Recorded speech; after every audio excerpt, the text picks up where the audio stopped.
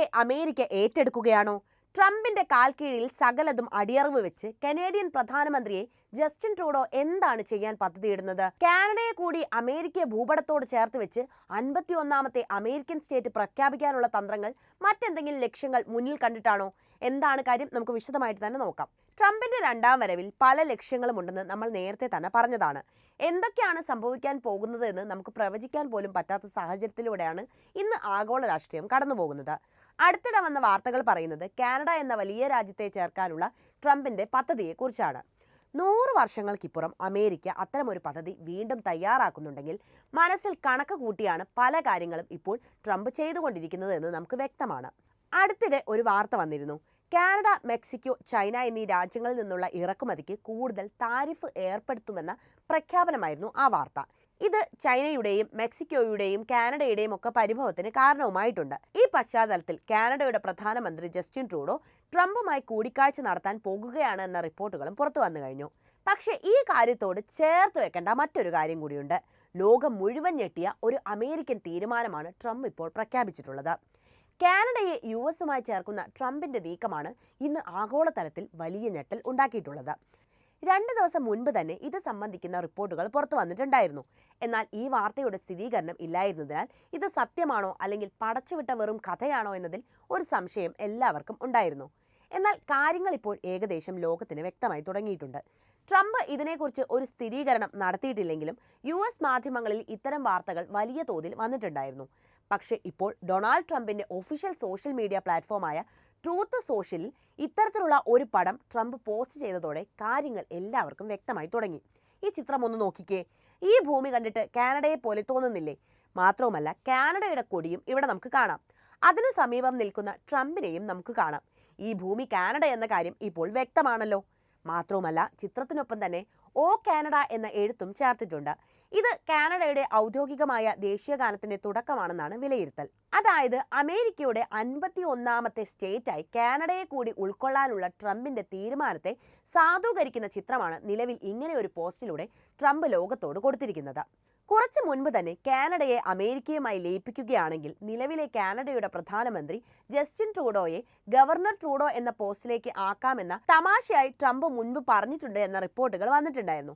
എന്നാൽ കേവലം ആ തമാശയിൽ നിന്ന് ട്രംപ് ഒരുപാട് മുന്നോട്ട് പോയിരിക്കുന്നു എന്നാണ് ഇപ്പോൾ നമുക്ക് മനസ്സിലാക്കാൻ പറ്റുന്നത്. യുണൈറ്റഡ് സ്റ്റേറ്റ്സ് ഓഫ് അമേരിക്ക എന്ന മഹാരാജ്യത്തിന്റെ നിയുക്ത പ്രസിഡന്റായ ട്രംപ് ഇത്തരമൊരു ചിത്രം തന്റെ സമൂഹ മാധ്യമങ്ങളിൽ പോസ്റ്റ് ചെയ്യുന്നുണ്ടെങ്കിൽ അത് വെറുതെ ആവില്ല എന്ന് ഏത് മനുഷ്യനും മനസ്സിലാകുമല്ലോ. ഇതോടെ അന്താരാഷ്ട്ര തലത്തിൽ പലതരത്തിലുള്ള ചർച്ചകളും ആരംഭിച്ചിട്ടുണ്ട്. ഇതുമായി ബന്ധപ്പെട്ട പല ലേഖനങ്ങളും പുറത്തു വരികയും ചെയ്തിട്ടുണ്ട്. പൊളിറ്റിക്കോ എന്ന സൈറ്റിൽ വന്ന ആർട്ടിക്കിളൊക്കെ തന്നെ വർഷങ്ങൾക്ക് മുൻപുള്ള അമേരിക്കയുടെ ഒരു മോഹത്തെ പ്രതിപാദിച്ചുകൊണ്ടാണ് കാര്യങ്ങൾ വിശകലനം ചെയ്യുന്നത്. അമേരിക്ക കാനഡയെ തന്റെ ഭൂപ്രകൃതിയോട് ചേർത്ത് നിർത്താൻ തന്നെയാണ് തീരുമാനിച്ചിട്ടുള്ളത്. നമുക്ക് ഈ ഭൂപടം നോക്കിയാൽ മനസ്സിലാകുന്ന കാര്യം ഇരു രാജ്യങ്ങളും വളരെ അടുത്ത രാജ്യങ്ങളാണെന്നാണ്. മാത്രവുമല്ല, സംസ്കാരവും ഏകദേശം ഒന്നാണ്. അതുകൊണ്ട് തന്നെ ഇവർ തമ്മിലുള്ള കൂടിക്കലറിൽ വലിയ പ്രതിസന്ധിയിലേക്ക് എത്താനൊന്നും സാധ്യതയില്ല. പക്ഷേ ആഗോളതലത്തിൽ അത് വലിയ രീതിയിൽ ചർച്ച ചെയ്യാവുന്ന വലിയ കാര്യം തന്നെയാണല്ലോ. കാരണം കാനഡ ഒരു വലിയ രാജ്യമാണ്, അതുപോലെ തന്നെ അമേരിക്കയും. റഷ്യ ക്രിമിയയെ പിടിച്ചടക്കിയത് നമുക്ക് എല്ലാവർക്കും അറിയാവുന്നതാണല്ലോ. അതുപോലെ തന്നെയാണ് അമേരിക്ക കാനഡയിലേക്കുള്ള ഒരു അധിനിവേശം പ്ലാൻ ചെയ്യുന്നതും. ബെർണി സാൻഡർ എന്ന അമേരിക്കൻ പൊളിറ്റീഷ്യൻ ഇതുമായി ബന്ധപ്പെട്ട് ഒരു പ്രസ്താവന നടത്തിയിട്ടുണ്ടായിരുന്നു. കാനഡയെ അമേരിക്കയുമായി യോജിപ്പിക്കാനാണ് തീരുമാനിക്കുന്നതെങ്കിൽ കാനഡയിൽ ഇപ്പോൾ നിലനിൽക്കുന്ന ഹെൽത്ത് കെയർ സിസ്റ്റം, അതായത് ആരോഗ്യ വിഭാഗങ്ങളിലെ അവരുടെ സിസ്റ്റം കൂടി അമേരിക്കയിൽ പ്രായോഗികമാക്കണമെന്നായിരുന്നു അദ്ദേഹത്തിന്റെ ആവശ്യം. ഇദ്ദേഹത്തിന്റെ പോസ്റ്റ് കൂടി പുറത്തു വന്നതോടെ നമുക്ക് ഈ കാര്യത്തിൽ ഒരു വ്യക്തത വന്നു. ട്രംപിന് ഇങ്ങനെ ഒരു പ്ലാൻ ഉണ്ട്. അതിനി കാനഡ അംഗീകരിക്കുമോ എന്നതാണ് അറിയാനുള്ളത്. ഞാൻ നേരത്തെ പറഞ്ഞല്ലോ, 100 വർഷം മുൻപ് അമേരിക്കയ്ക്ക് ഉണ്ടായിരുന്ന ഒരു പദ്ധതിയെ ഇപ്പോൾ ട്രംപ് പൊടി തട്ടിയെടുക്കുകയാണെന്ന്. എന്തായിരുന്നു ആ പദ്ധതി എന്നാണ് ഇനി പറയുന്നത്. 1918-19 കാലഘട്ടം 1ാം ലോക മഹായുദ്ധം കൊടുമ്പിരി കൊണ്ട നാളുകളാണ്. ലോകത്തെ മിക്ക രാജ്യങ്ങളും 1ാം ലോക മഹായുദ്ധത്തിൽ പങ്കെടുത്തിട്ടുണ്ട്. ആ സമയത്ത് അമേരിക്ക ഇത്രത്തോളം ശക്തമായിരുന്ന ഒരു രാജ്യമായിരുന്നില്ല. എങ്കിലും അതിൻ്റെ വളർച്ചയുടെ ഘട്ടമായിരുന്നു ആ കാലഘട്ടം. ചിന്തിക്കാൻ കഴിവുള്ള അമേരിക്ക അപ്പോൾ തന്നെ ഒരു കാര്യം മനസ്സിലാക്കിയിട്ടുണ്ടായിരുന്നു. എപ്പോൾ വേണമെങ്കിലും തങ്ങൾക്കെതിരെ രാജ്യങ്ങൾ സംഘടിക്കാം. മാത്രവുമല്ല, ആക്രമണം അഴിച്ചുവിടാനുള്ള സാധ്യതയുണ്ടെന്നും. ഇതിനെ പ്രതിരോധിക്കുക എന്ന മാർഗമായിരുന്നു US മുന്നിൽ ഏറ്റവും പ്രധാനപ്പെട്ടത്. അവർ ഏറ്റവും കൂടുതൽ അന്ന് ഭയന്നത് UK ആയിരുന്നു. ലോകത്തിലെ ഏറ്റവും വലിയ ശക്തിയായ UK പോലും അമേരിക്കയെ ആക്രമിക്കാൻ പദ്ധതി തയ്യാറാക്കിയേക്കും എന്ന ഭയം അമേരിക്കയെ വല്ലാതെ ബുദ്ധിമുട്ടിച്ചുകൊണ്ടിരുന്നു. 90-90-30 എന്ന വാർ പ്ലാൻ തയ്യാറാക്കുന്നത് അവിടെ വെച്ചാണ്. UK നോക്കുകയാണെങ്കിൽ UKയുടെ കീഴിൽ അല്ലെങ്കിൽ UK പിന്തുണയ്ക്കുന്ന നിരവധി രാജ്യങ്ങൾ അന്ന് ലോകത്തുണ്ട്. അവരെ ഒക്കെ നേരിടണമെന്ന മനസ്സോടുകൂടിയാണ് ഇത്തരമൊരു പദ്ധതിയിലേക്ക് അമേരിക്ക എത്തപ്പെട്ടത്. കാനഡ, ഓസ്ട്രേലിയ, ഇന്ത്യ എന്നീ രാജ്യങ്ങളൊക്കെ ആ സമയത്ത് UKയ്ക്കൊപ്പമാണ് നിലനിൽക്കുന്നത്. അതുകൊണ്ട് തന്നെ Canada, Australia, India, Pakistan, Bangladesh എന്നീ രാജ്യങ്ങളെയൊക്കെ ലക്ഷ്യം വെച്ചുകൊണ്ട് തന്നെയാണ് അമേരിക്ക ഇത്തരമൊരു പദ്ധതി തയ്യാറാക്കുന്നത്. ഈ സാഹചര്യത്തിലാണ് US-മായി അതിർത്തി പങ്കിടുന്ന രാജ്യമായ കാനഡയെ ഏതെങ്കിലും വിധേന അമേരിക്കയുമായി കൂടിച്ചേർത്ത് UKയ്ക്ക് എതിരാക്കി നിർത്തണമെന്ന് അമേരിക്ക പദ്ധതി തയ്യാറാക്കുന്നത്. കാനഡയിലേക്ക് നമ്മൾ നോക്കുകയാണെങ്കിൽ നമുക്ക് മനസ്സിലാവുന്ന കാര്യം ഇതൊരു വലിയ രാജ്യമാണ് എന്നതാണ്. റഷ്യ കഴിഞ്ഞാൽ ലോകത്ത് ഏറ്റവും ഭൂവിസ്തൃതിയുള്ള രാജ്യം കാനഡയാണ്. എന്നാൽ അമേരിക്കയുടെ സൈനിക ബലവുമായിട്ട് തട്ടിച്ചു നോക്കുമ്പോൾ കാനഡ പിന്നിലാണ്. മാത്രവുമല്ല, കാനഡയിലെ നോർത്ത് ഭാഗത്ത് മനുഷ്യവാസം വളരെ കുറവാണ്. കാരണം അവിടെ മഞ്ഞ് മൂടിക്കിടക്കുന്ന പ്രദേശങ്ങൾ കൂടുതലുള്ള സ്ഥലമാണ്. മാത്രവുമല്ല, സൗത്ത് കാനഡയിലാണ് ജനങ്ങൾ തിങ്ങിപ്പാർക്കുന്നത്. അതുകൊണ്ട് തന്നെ ഈ ഭാഗം അമേരിക്കയോട് ചേർത്ത് കിടക്കുന്നത് കൊണ്ട് തന്നെ അധിനിവേശം വളരെ എളുപ്പവുമാണ്. കാനഡയ്ക്കെതിരെയുള്ള അധിനിവേശ ശ്രമങ്ങളെക്കുറിച്ചുള്ള ചർച്ചകളും പദ്ധതികളും ഒക്കെ തയ്യാറാക്കിക്കൊണ്ടിരിക്കുമ്പോൾ ഈ വിവരം കാനഡ എങ്ങനെയോ മനസ്സിലാക്കി. അമേരിക്കയുടെ ഈ പദ്ധതിക്കെതിരെ ഒരു ബദലായിട്ട് 1921 ഏപ്രിൽ 12 ഡിഫൻസ് ടീം നമ്പർ 1 എന്നൊരു പദ്ധതിയുമായി കാനഡയും യുദ്ധത്തിന് സജ്ജമായി. ഇത് മനസ്സിലാക്കിക്കൊണ്ട് തന്നെ കാനഡ പട്ടാളക്കാരോട് എല്ലാവരോടും തയ്യാറായിരിക്കാനും ഏത് നിമിഷം വേണമെങ്കിലും അമേരിക്കയുമായി ഒരു യുദ്ധത്തിന് സാഹചര്യമുണ്ടെന്നും അറിയിച്ചു. ഞാൻ നേരത്തെ പറഞ്ഞ അമേരിക്കയുടെ ആ പദ്ധതിയെ ചരിത്രം വാർ പ്ലാൻ റെഡ് എന്നാണ് അടയാളപ്പെടുത്തിയത്.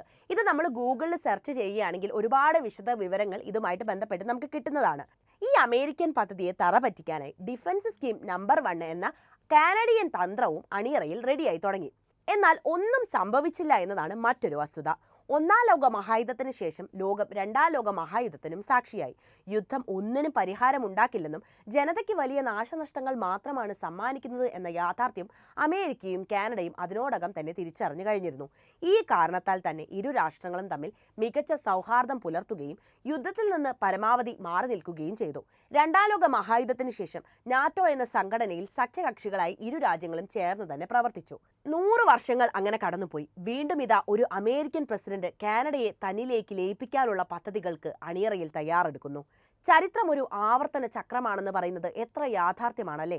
ലോകം തന്റെ ഭൂതകാലത്തിൽ വെച്ച് മറന്നുപോയ ആ വാർ പ്ലാൻ റെഡ് വീണ്ടും ഓർമ്മിപ്പിക്കുന്ന തരത്തിലാണ് ഇത്തരം നടപടികൾ. വൈറ്റ് ഹൗസിലേക്കുള്ള തന്റെ രണ്ടാമത്തെ വരവ് ഒന്നും വെറുതെ അല്ല എന്ന് ലോകത്തോട് പറയാൻ ഇത്രയും മാത്രം മതി. ഇരു രാജ്യങ്ങളും തമ്മിൽ ഇപ്പോൾ തുടരുന്ന ഒരു ബന്ധം വെച്ചിട്ട് ഇരു രാജ്യങ്ങളും തമ്മിലേക്ക് ഒരു യുദ്ധം വരുമോ എന്ന കാര്യം സംശയമാണ്. പക്ഷേ അമേരിക്കയുടെ ഈ പദ്ധതി നടപ്പിലാക്കുമോ എന്നാണ് ഇനി കാണാനുള്ളത്. കാനഡയെ കൂടി ചേർത്ത് 51ാമത്തെ അമേരിക്കയുടെ രാജ്യമാക്കി മാറ്റാനുള്ള ട്രംപിന്റെ സൂത്രം എവിടെയാണ് നടക്കാൻ പോകുന്നതെന്ന് ഇനി വരും ദിനങ്ങളിൽ മാത്രമേ നമുക്ക് മനസ്സിലാക്കാൻ സാധിക്കുകയുള്ളൂ. എന്തായാലും ഇത്തരം വാർത്തകളോട് നമ്മൾ ഒരു കാര്യം കൂടി മനസ്സിലാക്കണം. ട്രംപിന്റെ രണ്ടാം വരവ് ഒരിക്കലും വെറുതെ ആയിട്ടില്ല.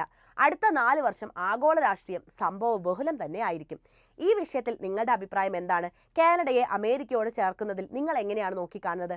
എന്തായാലും കമന്റ് ചെയ്യണേ. അപ്പോൾ ഈ അറിവുകൾ എല്ലാവരിലേക്കും എത്താനായി വീഡിയോ ഒന്ന് ലൈക്ക് ചെയ്യാനും ഷെയർ ചെയ്യാനും ശ്രദ്ധിക്കുമല്ലോ.